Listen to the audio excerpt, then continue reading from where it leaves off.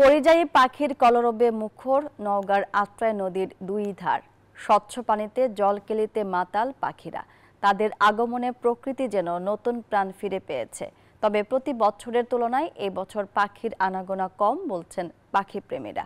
পাখি শিকার রোধে জনসচেতনতায় প্রচারণা চালাচ্ছে প্রশাসন। নওগাঁ থেকে বাবুল আখতার রানার তথ্য ছবি নিয়ে ডেস্ক রিপোর্ট। ঝাঁক বেঁধে পাখি উঠছে আকাশে, ছুটছে এক দিগন্ত থেকে আরেক দিগন্তে। পাখিদের কলতানে মুখর চারদিক।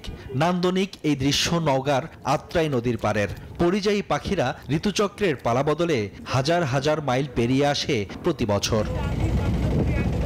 রাঙা ময়ূরী, বালিহাঁস, সরালি হাঁস, পানকৌড়ি, রাতচোরা, পিয়াং হাঁস, পাতিসরালি, লেংজা হাঁস, পাতিকুট, শামুকখোল, পানকৌড়ি সহ বিভিন্ন প্রজাতির পরিযায়ী পাখির মিলন মেলা।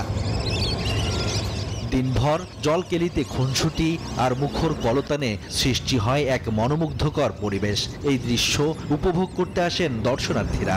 পাখির কিচিরমিচির আওয়াজ আর পাখির সেই মনোরম দৃশ্য আসলে অনেক সুন্দর। অনেকে আসে ডিস্টার্ব করে, পাখিকে ঢেল মারে, এর কারণে পাখি কম।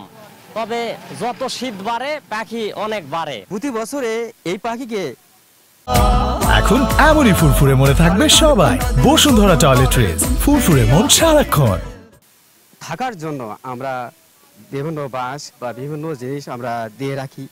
স্থানীয়দের দাবি, শীতের কারণে এবার পাখির আনাগোনা কম। তবে পরিযায়ী পাখি রক্ষার দাবি সচেতন মহলের। সরকারের মনিটরিং এবং সরকারের বন্যপ্রাণী সংরক্ষণ আইন যেটা আছে সেটার বাস্তব প্রয়োগ যদি ঘটায়, প্রশাসনের সাথে বন বিভাগের যদি সমন্বয় ঘটে, তাহলে এই অঞ্চলের এই পাখিদের নিরাপত্তা বিধানে আমাদের নওগাঁ জেলার পরিযায়ী পাখিগুলো আরও বেগবান হবে।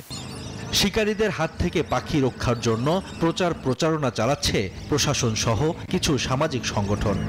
বন বিভাগকে নির্দেশনা দিয়েছে এভাবে যে তারা যেন এই পাখিদের লাভার যারা আছে, বার্ড লাভার, তাদেরকে যেন আরো বেশি প্রশিক্ষিত করে এবং ওদের যে পরিমাণ ইকোসিস্টেম দরকার সেই জন্য ইকোসিস্টেমের জন্য তারা বন বিভাগ থেকে উদ্যোগ নেয়। শুধু আত্রাই নদীতেই নয়, জবি বিল, দিবর দিঘি, আলতা দিঘিতেও হাজারো পরিযায়ী পাখি আসে প্রতি বছর। এসব এলাকা পর্যটন কেন্দ্র হিসেবে গড়ে তোলার দাবি স্থানীয়দের। Desk report, news 24।